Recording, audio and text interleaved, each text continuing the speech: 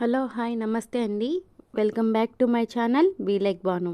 So ఈరోజు ఈ వీడియోలో పిల్లలైనా పెద్దలైనా బ్యాచులర్స్ అయినా చాలా ఈజీగా 5 మినిట్స్లో చేసుకునే ఎగ్ బుజ్జి కర్రీ ఎలా తయారు చేసుకోవాలో చూపించిపోతున్నాను. ముందుగా స్టవ్ వెలిగించి ప్యాన్ పెట్టుకుని ఆయిల్ వేసుకోవాలి. ఆయిల్ అనేది ఒక 3 టేబుల్ స్పూన్ వరకు పడుతుందండి. ఆయిల్ కొంచెం హీట్ అయ్యాక ఇందులోనే 1/2 టీ స్పూన్ వరకు జీలకర్ర, 1 టీ స్పూన్ వరకు సన్నగా తరిగి పెట్టుకున్న అల్లం ముక్కలను కూడా వేసి దోరగా ఫ్రై చేసుకోవాలి.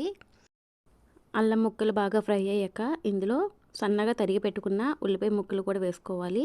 ఇందులోనే 2 కట్ చేసి పెట్టుకున్న గ్రీన్ చిల్లీ కూడా వేసుకోవాలి. ఇప్పుడు ఉల్లిపాయలు త్వరగా మగ్గడానికి 1 టీ స్పూన్ వరకు సాల్టు, 1/2 టీ స్పూన్ వరకు పసుపు వేసి వీటిని ఖచ్చితంగా గోల్డెన్ బ్రౌన్ కలర్ వచ్చే వరకు బాగా ఫ్రై చేసుకోవాలి. ఉల్లిపాయలు బాగా ఫ్రై అయ్యాక ఇప్పుడు ఇందులో 1 టీ స్పూన్ వరకు కారం యాడ్ చేసుకోవాలి. టేస్ట్కి తగినట్టుగా కారం అనేది యాడ్ చేసుకోండి. సాల్ట్ కొద్దిగా యాడ్ చేసుకోవాలి. అలాగే 1/2 టీ స్పూన్ వరకు గరం మసాలా యాడ్ చేసుకుని వీటన్నిటిని బాగా మిక్స్ చేసుకోవాలి. ఉల్లిపాయ బాగా వేగాక కారం వేసి తర్వాత ఎగ్ వేయడం అనేది ఒక ప్రాసెస్. లేదా ఉల్లిపాయలు బాగా ఫ్రై అయ్యాక ముందుగా ఎగ్ వేసి తర్వాత కారం వేసుకునేది ఒక ప్రాసెస్. రెండు చాలా డిఫరెంట్ టేస్ట్లు ఉంటాయండి. ముందు ఇలా కారం యాడ్ చేసుకుని తర్వాత ఎగ్ వేసుకోండి. టేస్ట్ అనేది చాలా బాగుంటుంది. ఇప్పుడు ఉల్లిపాయలు బాగా మగ్గిపోయాయి కదా, ఇప్పుడు నేను ఇక్కడ 3 కోడిగుడ్లు పగలగొట్టి వేసుకుంటున్నాను.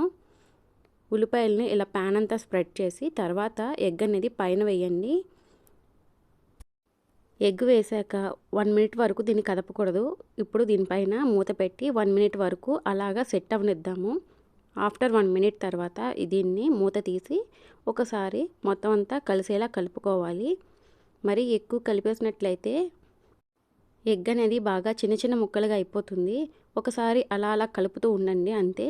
ఎగ్ అనేది మరీ చిన్న ముక్కలు కాకుండా కొంచెం పెద్ద సైజు ముక్కలు వచ్చేలాగా కలుపుకోవాలి. ఇలా ఒకసారి మొత్తం కలిసేలా కలుపుకున్న తర్వాత దీనిపైన మూత పెట్టి ఒక 2 మినిట్స్ వరకు వీటిని బాగా సెట్ అవనిద్దాము. ఈ కర్రీ అనేది ఎక్కువసేపు ఫ్రై అవ్వాల్సిన అవసరం లేదండి. ఒక 2 మినిట్స్ వరకు కుక్ చేసుకుంటే సరిపోతుంది. మూత పెట్టి ఒక 2 మినిట్స్ వరకు బాగా కుక్ అవనివ్వాలి. తర్వాత ఇందులో ఒక 3 లవంగ ముగ్గలను తీసుకుని వీటిని కచ్చాపచ్చాగా దంచుకోవాలి. ఇలా దంచుకున్న వాటిని ఈ కర్రీలో యాడ్ చేసుకోండి. ఈ కర్రీలో ఇలా యాడ్ చేసుకోవడం వల్ల కర్రీకి అనేది నీచు వాసన రాకుండా చాలా ఫ్లేవర్డ్గా ఉంటుంది. అంతేకాదు కర్రీకి మంచి టేస్ట్ని కూడా ఇస్తుంది. మీరు కూడా ఒకసారి ఇలా ట్రై చేసి చూడండి. కర్రీ అనేది చాలా టేస్టీగా ఉంటుంది. అంతే అండి, ఎంతో సింపుల్గా చేసుకునే ఎగ్ బుజ్జి కర్రీ అయితే రెడీ అయిపోయింది. దీని టేస్ట్ అయితే చాలా బాగుంటుంది. మీరు కూడా తప్పకుండా ట్రై చేసి ఎలా వచ్చిందో నాకు కామెంట్ అయితే చేసేయండి.